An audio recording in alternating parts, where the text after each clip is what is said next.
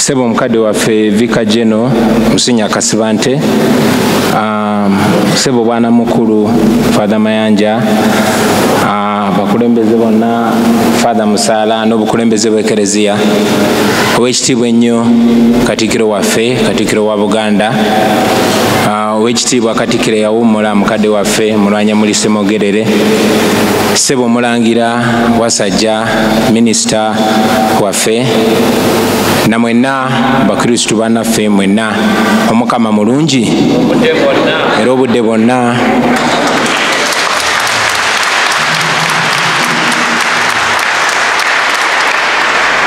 Wadde embeera ya kiyongebero munzikirize mbayozeyoze okutuuka ku mazuukira ga Mukama waffe Yesu Kristo. Mbayozeyoze n'okutuuka mu wiiki ey'amazaalibwa ga Ssaabasajja Kabaka. N'okusingira ddala munzikirize njozeyoze Ssaabasajja Kabaka okutuuka mu wiiki ey'amazaalibwa ge n'okumwebaza ennyo olw'obubaka bwe bwe yaweereza eri Obuganda n'eri Uganda yonna. Abawambiddwa n'abo abali mu kkomera nga tebalina musango bayimbulwe embagirawo. Bakadde bange mwenna, embeera teyeetaaga muntu yenna kugitunyonnyola, si ya bulijjo. Kizibu nnyo omuntu yenna asomera wano naddala mu nnaku enkulu okuteebereza okubeera mu Lutikko eno nga tetulina Ssaabasumba Cyprian Lwanga nga yayimbye emmisa. Ffenna abamu tubeera tukyesunze era kyatuwadde nnyo obuzibu nze ne mukyala wange okulowooza nti nate tujja kujja mu Lutikko eno nga Ssaabasumba taliiwo, naye Omukama bw'atyo bwe yageze. Njagala okubagiza Eklezia Katolika, okubagiza Uganda yonna, n'okubagiza abo naddala ababadde nga banyigirizibwa naye nga bamanyi nti waliyo eddoboozi erimu ku maloboozi amangi erya Ssaabasumba eribadde nga lisituka buli wabaawo okunyigirizibwa. Just ngebula teziwera na ssaawa 24 okwosa eggulo Ssaabasumba yasitudde eddoboozi lye oluvannyuma lw'okutambuza ekkubo ly'omusalaba n'asaba gavumenti ete abo bonna bannayuganda abaawambibwa, abatulugunyizibwa, abali makomera naye nga tebalina musango. Kyannaku nnyo titezaaweza essaawa 24 ng'afudde. Ssaabasumba yegasse ku bannamadiini abali outspoken oba ababadde nga balina eddoboozi eritatiirira kwogera mazima. Teginawera myezi 3 nga Bishop Kaggwa ow'e Masaka atufuddeko mu nfa paka kati etennategerekeka. Mu mbeera y'emu Ssaabasumba w'essaza ekkulu Dr. Cyprian Kizito Lwanga naye afudde mu ngeri etategerekeka. Ekyo nno tekiri kufefeka n'ekyatandikira eyo mu Baganda baffe Abasiraamu nga bwe mwalaba nti Sheikh Anas Kalisa yagenda bw'atyo, Sheikh Nuhu Muzata naye yagenda bw'atyo mu ngeri etannyonnyolwa Bannayuganda. Twakuzibwa ng'Abakatuliki ng'Abaganda ng'ebintu ebimu naddala bwe biba binene nnyo tubitiisa omumwa ne tutabyogerako oba oliawo nga tubyogerako mu nkukutu. Naye nebaza Katonda nti guno omugigi gw'Abakatuliki oguliwo tukkiririza mu kwogera ensonga mu lwatu. N'olw'ensonga eyo ku lwa bannange bonna abalina ebibuuzo ebingi ennyo naye nga ansa ntono, njagala nange okusitula eddoboozi okusaba okumanya ekyaviiriddeko okufa kwa Ssaabasumba Cyprian Lwanga ne bannamadiini abalala.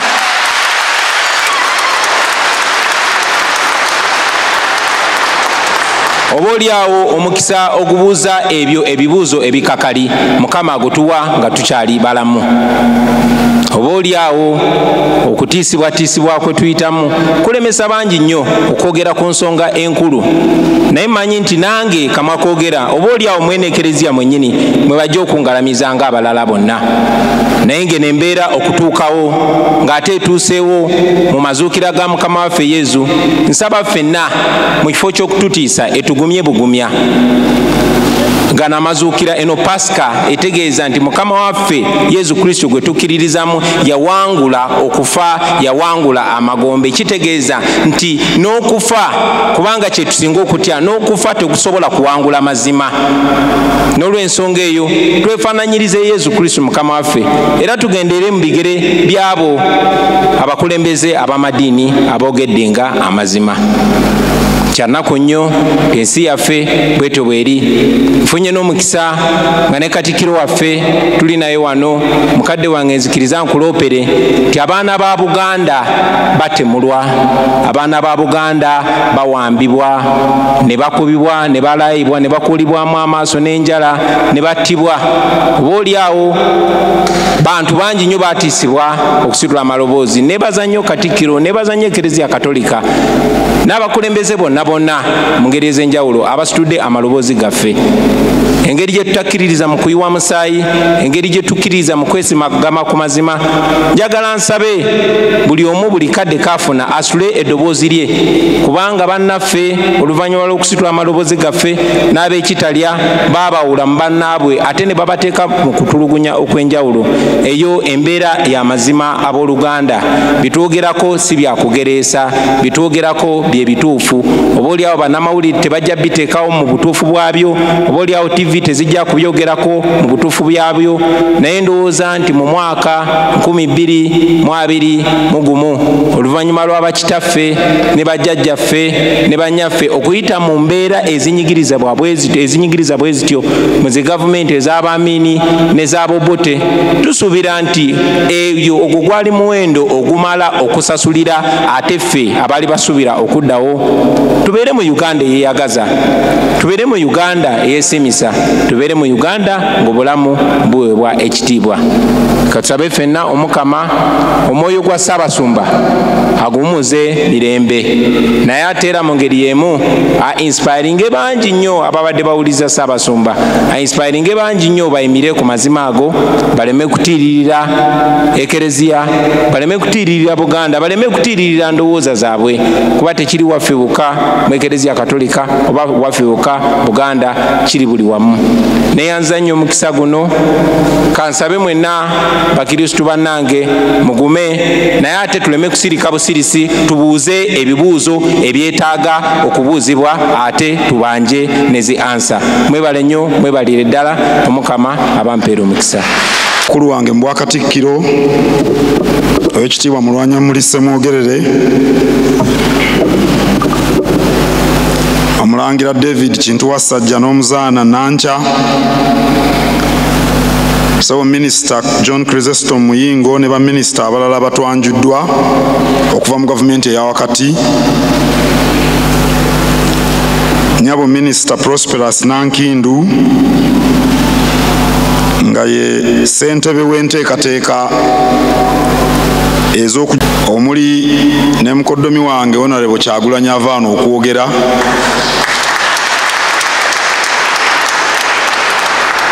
bassebo ne bannyabo. Nange kansooka okwebaza Vicar General okutukulembera mu kitambiro kya mmisa kino. Ssebo tweyanziza, tweyanzeege. Mbakulisa okutuuka ku mazuukira ga Mukama waffe Yesu Kristu. Aleluya, azuukidde nga bwe yagamba. Nange nkulisa abasirikale ba Paapa basatu ku bo bakkojjange balamba bangabi. Mukulike nnyo, mukulikire ddala.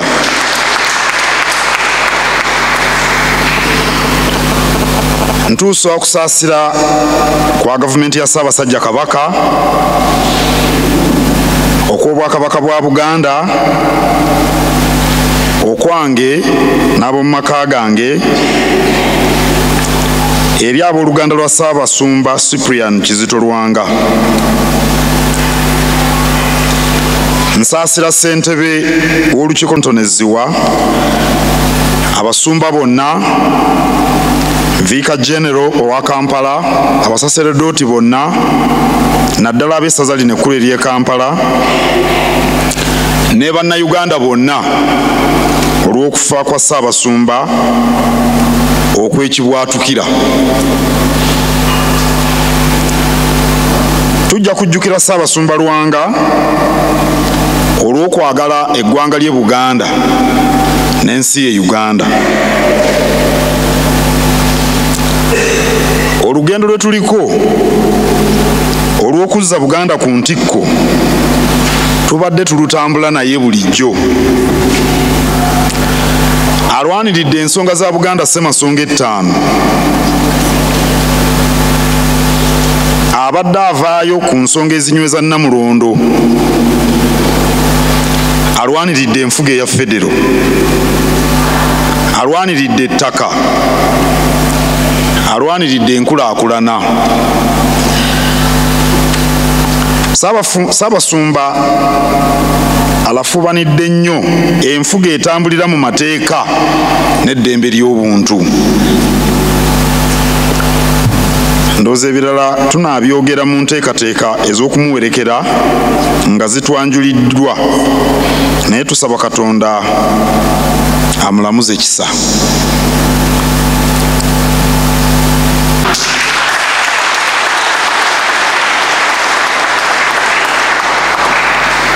Ng'ennaku z'omwezi 6 omwezi ogwokusatu nabategeeza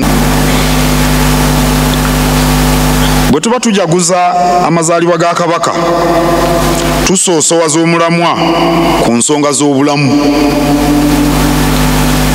Omwaka oguwedde,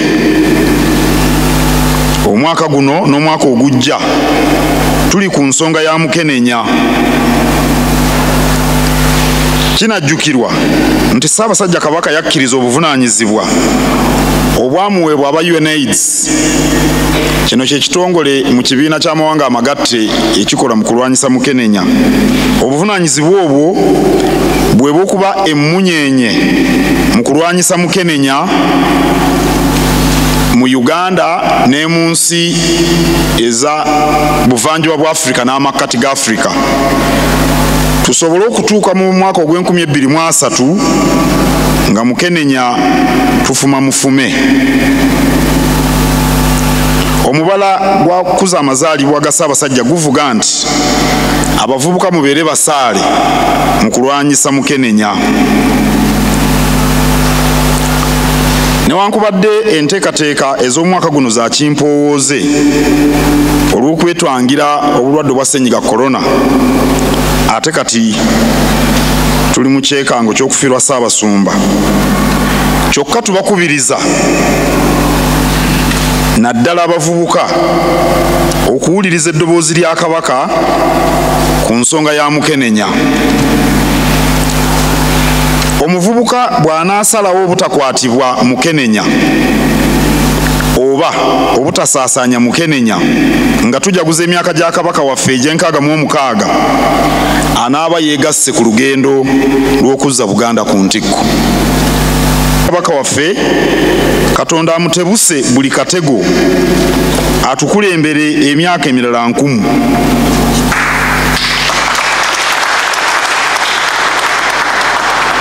Obubaka bw'amazuukira bwe yawadde Ndoza mwabulabye ng'akkaatiriza eddembe ly'obuntu n'okussa ekitiibwa mu bulamu bw'abantu. Nziramu bannange okubakulisa olwa Paasika. Nziramu okubasaasira okufiirwa Ssaabasumba. Era tusaba Katonda ffenna atugumye mu kaseera kano akazibu. Ayi Katonda kuuma Kabaka waffe.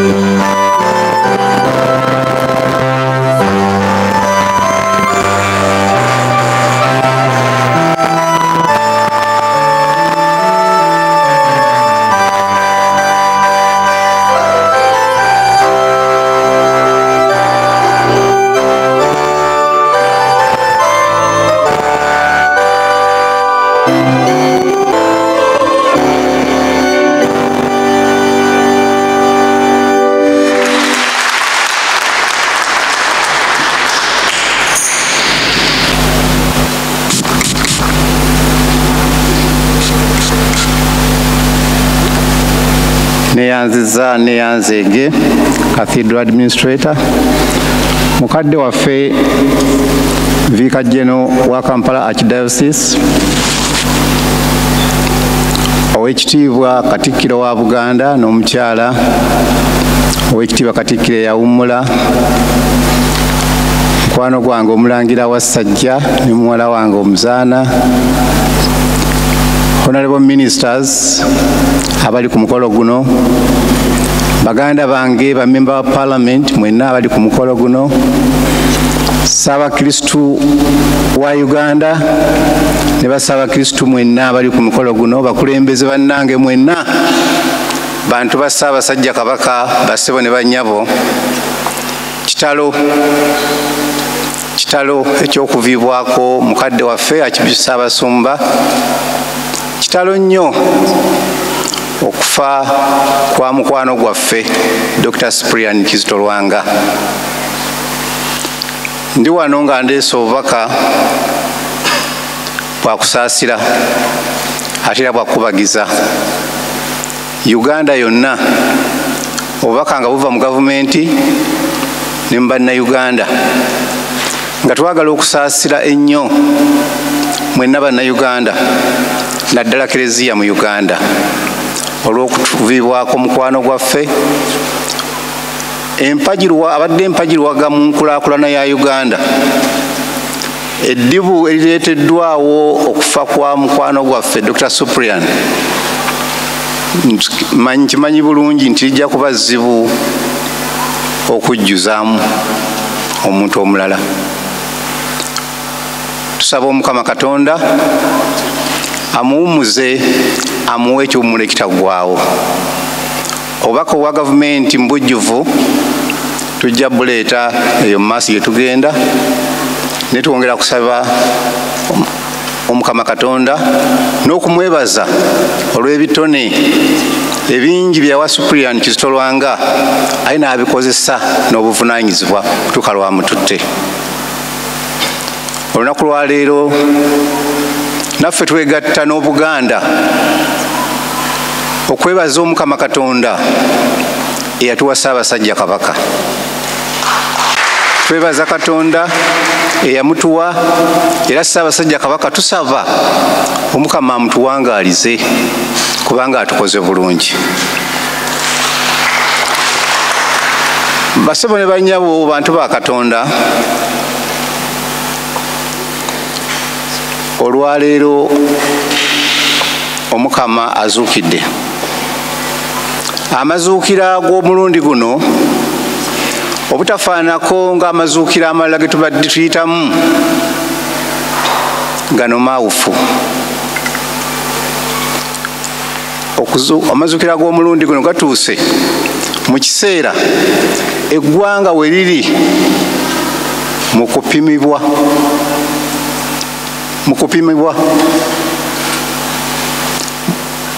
ebintu bingi ebigenda mu maaso nga bwe mubiwulira era nga bwe mubiraba. Abantu baffe bangi batufuddeko ate bakyafa.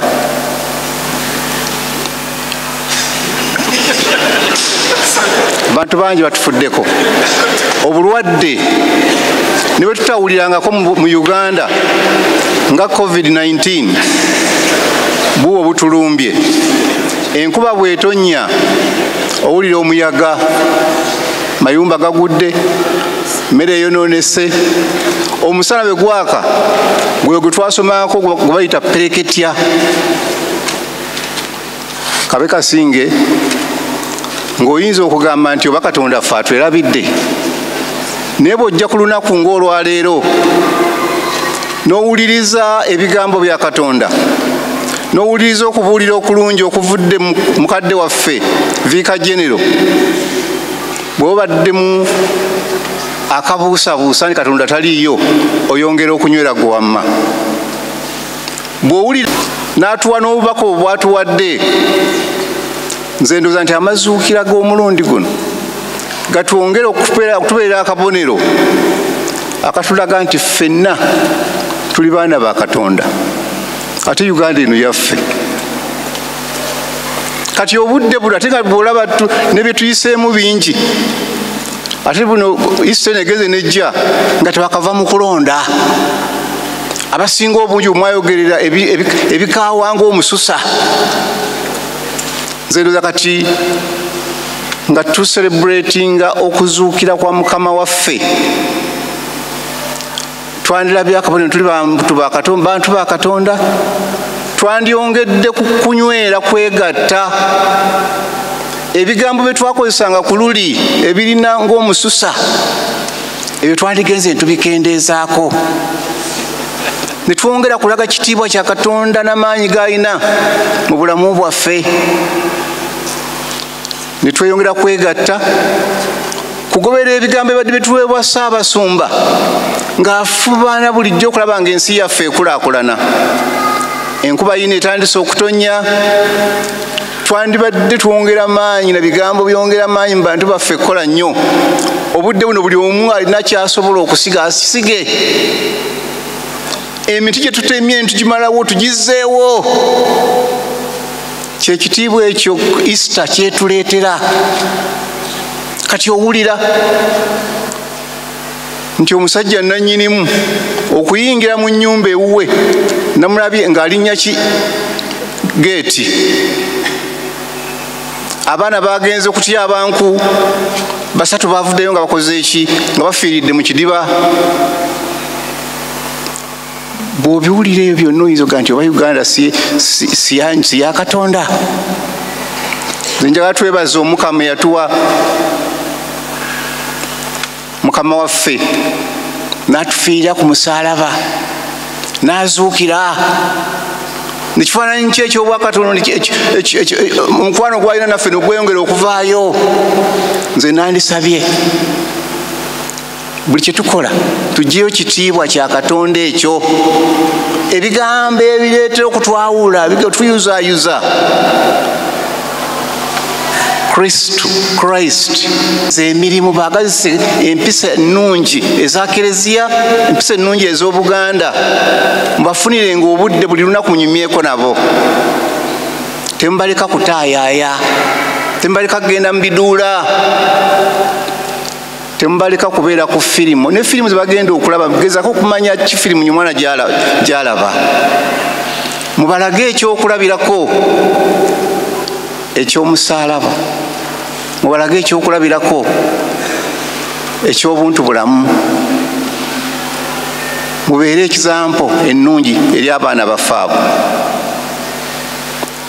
Mubayigirize ebintu ebijja basobozesa okukola ssente n'okubeera abantu ab'omugaso. Twatandise program gye tuyita Skilling Uganda.